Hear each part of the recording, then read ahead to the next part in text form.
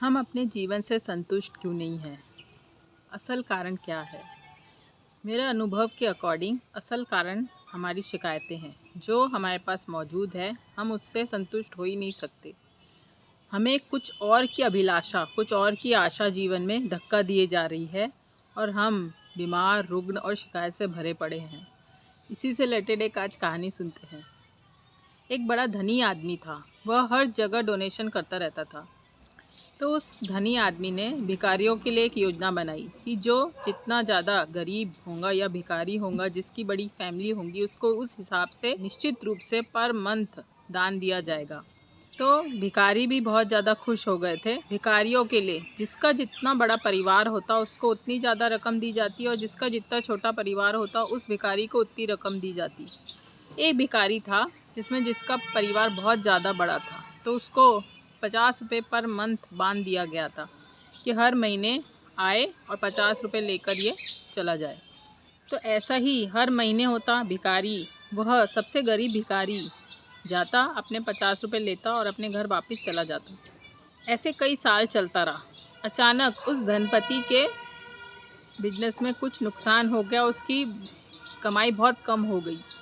उसी दौरान उसकी बेटी का विवाह आ गया। अब बेटी इतने बड़े धनपति की छोटा मोटा या सस्ता विवाह करते भी शोभा नहीं देता।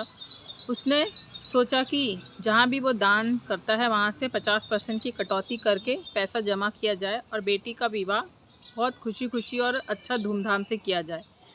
तो उस धनपति ने जितने भी भिखारी थे उनकी भी दान राशि से 50% कट ऑफ कर दी। तो जो भिखारी 50 रुपये लेता था उसकी भी दान राशि 25 रुपये हो गई। वह भिखारी हर महीने की तरह फिर से अपनी दान राशि लेने पहुंच गया। वो धनपति का मैनेजर उसको 25 रुपये हाथ में पकड़ाता है। तो भिखारी कहता है, क्या आपसे भूल हो गई है? मुझे हर महीने 50 रुपये मिलते हैं, आप अपना रिकॉर्ड चेक कर सकते हैं। मैनेजर कहता है, नहीं भाई, ऐसा कुछ भी नहीं है।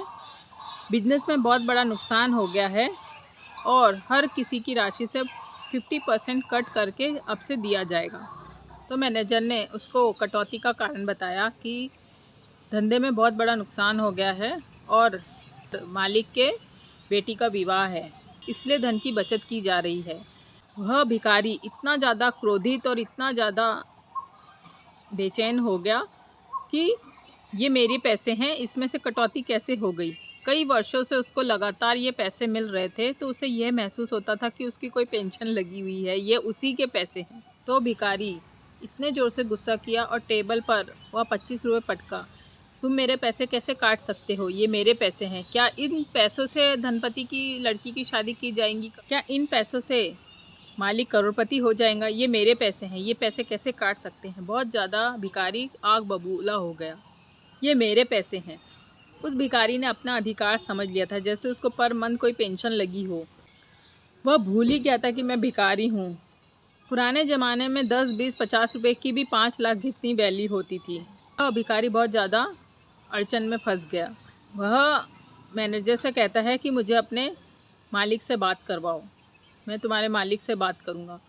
तो वह मैनेजर कहता है, ये बिल्कुल भी मुमकिन नहीं है। तुम भूल गए हो, तुम भिखारी हो। यह दान मालिक ने अपनी जेब की कटौती से किया जा रहा है। तुम वहाँ कोई ना जॉब करते हो, ना कोई काम करते हो। ये सिर्फ तुम्हें एक बख्शिश के तौर पे दिया जा रहा था ताकि तुम्हारा बीवी बच्चों का पेट भर सके। लेकिन अब जैसी अड़चन आई है, इसके लिए तुम्हें एडजस्ट करना होगा।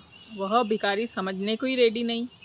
तो उस मैनेजर ने भिखारी से कहा कि अब तक के तुम्हें मिल रहे थे उसका तुम्हारे मन में कोई धन्यवाद भाव नहीं था, लेकिन अब नहीं मिल रहे तो तुम शिकायत लेके बैठ गए हो। अब तक के तुम्हारे सालों से घर का निर्वाह मालिक कर रहे थे, तब तुमने कभी मालिक को जाकर धन्यवाद नहीं दिया। अब तुम्हें एक बार वह 25 रुपये कटौती से मिल रहे हैं तो तुम गुस्सा और नफ़रत और शिकायत से भर गए हो। तो यह बात मैनेजर ने भिखारी से कही। तो मित्रों, हम सबका भी ऐसा ही हाल है। हमारे सामने जो जो मौजूद है वो हमें दिख नहीं रहा है। वो भिखारी की तरह हम अंधे हो गए हैं। वह हमें मुफ्त में, भेंट में मिला है। जैसे सूरज की रोशनी, पानी, हवा, ये सब चीज़ें हमें फ्री में मिली है, फिर भी हमें इसकी कदर नहीं है।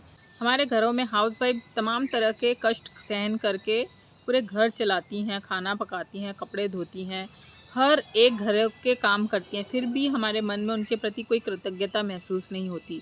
दूसरे लोग इन बातों से यूज्ड टू हो गए हैं, ग्रांटेड लेने चले जाते हैं। कई दफ़े घर की हाउसवाइफ यदि मायके चले जाए या कहीं और कारणवश बीमार हो जाए या कोई और कारण हो जाए, तब दूसरों को कदर महसूस होती है कि अब तक इन्हीं के कारण आपका जीवन निर्वाह चल रहा था।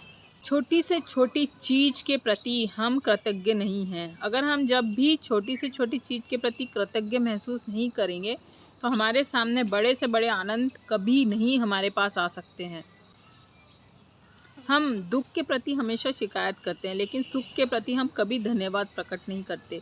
हम मंदिरों में भी इसलिए जाते हैं कि कोई हमारी अभिलाषा, इच्छा जो अब तक पूरी नहीं है उसके लिए हम प्रार्थना कर सके, लेकिन असल प्रार्थना धन्यवाद प्रकट करना है। जो भी हमें अस्तित्व ने हमें जो भी दिया है उसके प्रति हमारे मन में कोई अभाव है ही नहीं। बहुत कुछ ऐसी चीज़ें हैं जो बिना मेहनत के हमें प्राप्त है।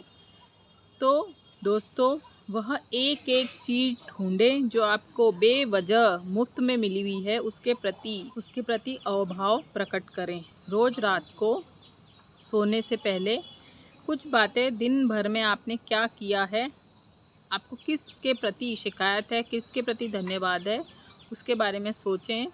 और जो शिकायतें हैं, बेफिजूल शिकायतों को अपनी लिस्ट से निकाल दीजिए और जो भी आपके पास प्राप्त है, जो भी इस वक्त अवेलेबल है, चाहे वो छोटी से छोटी चीज़ क्यों ना हो, उसके प्रति धन्यवाद भाव से भरें। क्योंकि जीवन बहुत ज़्यादा अनमोल है। पूरा जीवन हम शिकायतों में नहीं गुजार सकते। अगर आपने आज शिकायत भरा जीवन जिया और शिकायतों में निकाल दिया तो आपका कल जो भविष्य आने वाला है बहुत ज़्यादा नर्क और नकारात्मक हो सकता है। इसलिए हर एक चीज़ सोचें कि आज आपके पास क्या मौजूद है, उसके प्रति कृतज्ञ हों। जितना ज़्यादा आप कृतज्ञ भाव से भरेंगे उतना ज़्यादा आपके सामने वैसी वैसी अच्छी से अच्छी चीज़ें आपके पास सामने अट्रैक्ट होंगी। तो दोस्तों, सोचें, समझें और अमल करें। जल्द मिलेंगे नए किस्से कहानी के साथ। तब तक शुभेच्छा।